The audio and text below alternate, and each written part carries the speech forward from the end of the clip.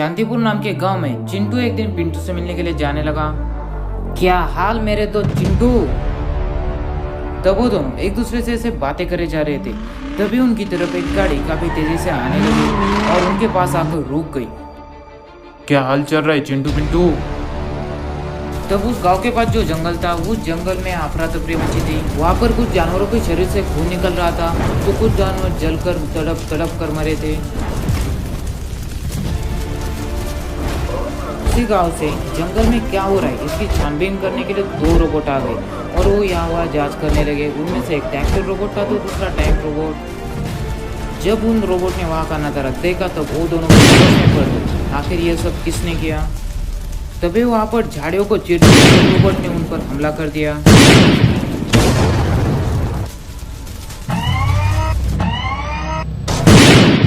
तब वहाँ पर उन दोनों रोबोट ने ट्रैक्टर रोबोट और टैंक रोबोट को नीचे गिरा दिया। सर, हमने उन दोनों रोबोट को अपने कब्जे में ले लिया है। तुम दोनों को क्या लगा तुम दोनों कभी किसी के पकड़ में नहीं आ पाओगे? तब जीप में जो आदमी था उसने चिंटू पिंटू को बंदूक के नोक पर एक जगह पर लाया था। यह जगह पूरी तरह से पानी से घिरी थी, इसलिए भागने की कोई गुंजाइश नहीं थी। मैं हाथ जोड़ के विनती करता हूँ अंकल, मुझे छोड़ दीजिए। मेरे जैसे गरीब बच्चे ने आपका क्या बिगाड़ा है? मैं एक पत्थर दिल इंसान हूँ बच्चों, तुम चाहे कितना भी गिड़गिड़ाओ मेरे सामने, मैं तुम्हें आज नहीं छोड़ूंगा। अरे नहीं, अब तक हमारे रोबोट क्यों नहीं आए? तुम्हारे वो दोनों रोबोट भी मेरे कब्जे में। मेरे जो और दो रोबोट है उन्होंने पुराना ट्रैक्टर रोबोट और टैंक रोबोट को अपने कब्जे में कर लिया है। अंकल, अब तो हम मरने वाले, तो आपको यहाँ जिसने भेजा उसका नाम तो बता दीजिए। देख लड़के, मैं अपने मालिक का नाम तो नहीं बता सकता। मैं काम करता हूँ गैर कानून, लेकिन पूरी ईमानदारी से। लेकिन अंकल, अब तो हम मरने वाले, एक बार बता दीजिए। बहुत हो गया अब तुम्हारा, रोबोट खत्म कर दो इन दोनों को। तब वो रोबोट उन दोनों पर फायर करने लगा। अरे नहीं, अब तो हम काम से चले गए। लेकिन तभी वहाँ पर चिंटू का रोबोट आ जाता है। अपने रोबोट को देखकर चिंटू पिंटू पहाड़ी से कूद जाते हैं।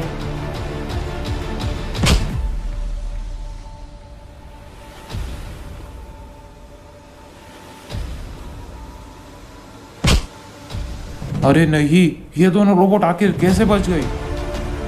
तो दोस्तों, चलते कुछ देर पहले जब चिंटू पिंटू के रोबोट नीचे गिर गए थे, तो कुछ समय के बाद चिंटू का रोबोट खड़ा हो गया और उन दोनों रोबोट पर हमला करने लगा। इस बार चिंटू के रोबोट ने उन दोनों रोबोट को नीचे गिरा दिया और तभी वहाँ पर उन दोनों में से एक रोबोट चिंटू पिंटू के पीछे जाने लगा, लेकिन पिंटू का रोबोट वहाँ काफी तेजी से उन दोनों पर हमला करने लगा। अरे नहीं, अब मेरा क्या होगा? तुम सिर्फ अपने बॉस का नाम बता दो, हम तुम्हें कुछ भी नहीं करेंगे। तुम मेरे साथ कुछ भी कर लो, लेकिन मैं मेरे बॉस का नाम नहीं बता सकता। अगर मैंने यहाँ अपने बॉस का नाम बता दिया तो वहाँ मेरी फैमिली मर जाएगी। लगता है मिशन फेल हो गया सर। तो चलो यहाँ से पहले।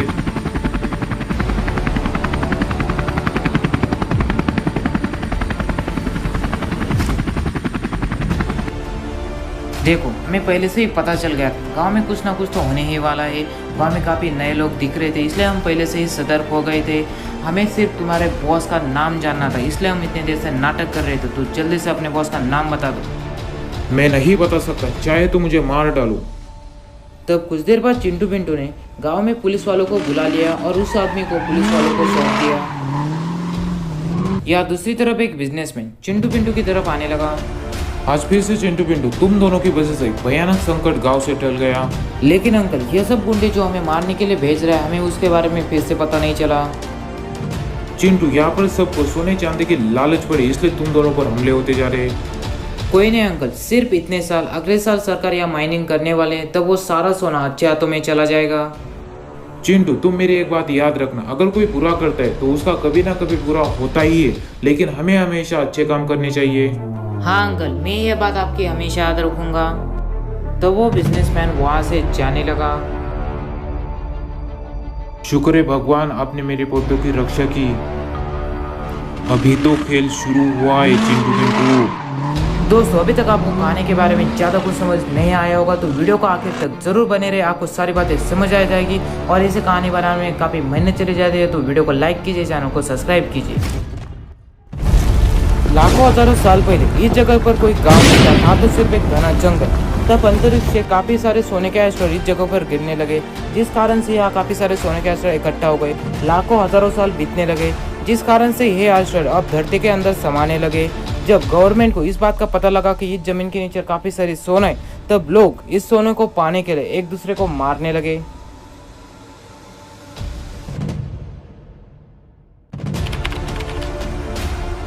एक दिन चिंटू पिंटू एक दूसरे से बात कर रहे थे। चिंटू, आज क्या करें, कोई प्लान है क्या तेरे पास? नहीं यार चिंटू, आज तो मेरा कुछ करने का मन ही नहीं कर रहा। तभी वहाँ पर चिंटू को रोबोट कुछ कहने लगा। सर, मुझे हमारे यहाँ के जो बर्फीला पहाड़ है वहाँ से अल्ट्रावायलेट रेडिएशन के सिग्नल्स आ रहे हैं। चिंटू, मैं उस जगह की जांच करके आता हूँ।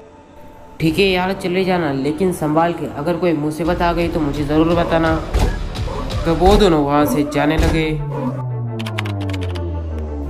पिंटू के वहाँ से जाने के बाद कुछ देर बाद चिंटू और चिंटू के रोबोट को वहाँ पर 3 रोबोट ने घेर लिया। अब चिंटू को कुछ भी समझ नहीं आ रहा था आखिर ये 3 रोबोट कौन थे और ये यहाँ क्यों आए थे।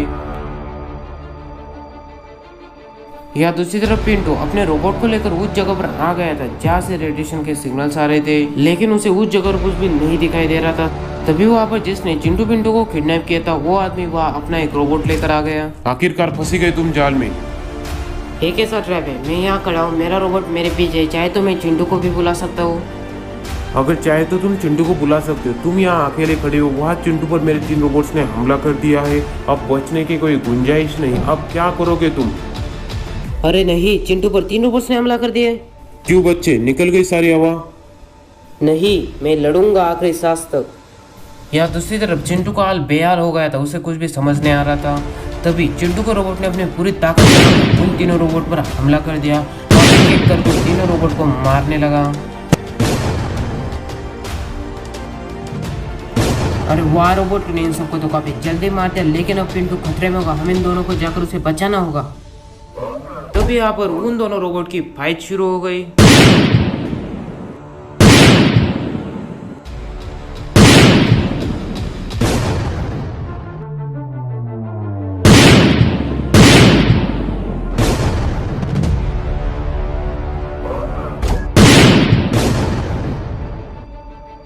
तभी वहाँ पर उस रोबोट ने अपनी पूरी ताकत लगाकर पिंटू के रोबोट पर हमला कर दिया, जिससे पिंटू का रोबोट नीचे गिर गया और तभी वहाँ पर चिंटू का रोबोट आ गया।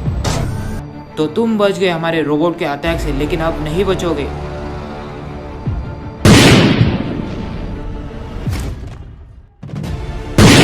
तो चिंटू के रोबोट के अंदर जितने भी पावर थे उसने अपने पूरी पावर लगाकर उस रोबोट को मार गिराया। कुछ देर बाद चिंटू पिंटू ने उसे अपने घुटनों पर बैठा दिया। मैं तुम्हें आखिरी बार पूछूंगा, बता दो तुम्हारा बॉस कौन है? नहीं, मैं नहीं बता सकता। देखिए अंकल, मैं आपके परिवार को कुछ भी नहीं होने दूंगा, ना ही आपको जेल जाने दूंगा। इससे पहले आपने कोई क्राइम भी नहीं किया, तो प्लीज आप हमें उसका नाम बता दीजिए।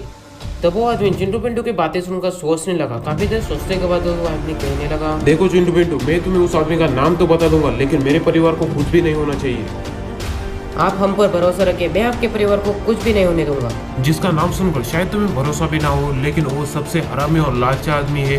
वो आदमी तुम्हारे गांव का अशोक बिजनेसमैन है। अरे नहीं, इतना बड़ा धोखा। या दूसरी तरफ गांव में अशोक थोड़ा पैसा खर्च कर कर कुछ राशन ले आता है और गांव के घर में वो बांट देता है गांव वालों का भरोसा जीतने के लिए। और तभी वहाँ पर चिंटू पिंटू आ जाते हैं। गांव वालों, इस आदमी का भरोसा मत करना, यही इस गांव का सबसे बड़ा दुश्मन है। अरे यार अशोक जी, चिंटू ऐसा क्यों कह रहा है? अरे यार चिंटू, तुम ये क्या बोल रहे हो? अशोक, अब वो तो कहते रहे अच्छा बनने का नाटक। कितने दिनों तक अब गाँव वालों को फंसाएगा? मुझे तेरे बारे में सब कुछ पता चल गया है। आखिरकार तुम्हें मेरे बारे में पता चल ही गया चिंटू, लेकिन तुम यह बात किसी और को नहीं बता पाओगे। जाओ रोबोट, हमला करो। तब वहाँ पर उन चारों रोबोट में एक खतरनाक फाइट शुरू हो गई।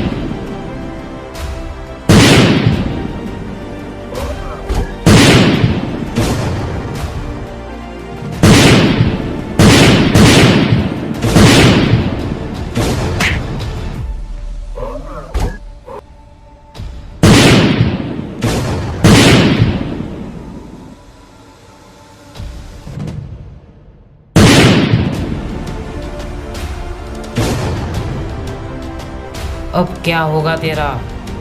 तो पुलिस वाले अशोक बिजनेसमैन को एक जेल में ले जाने लगे।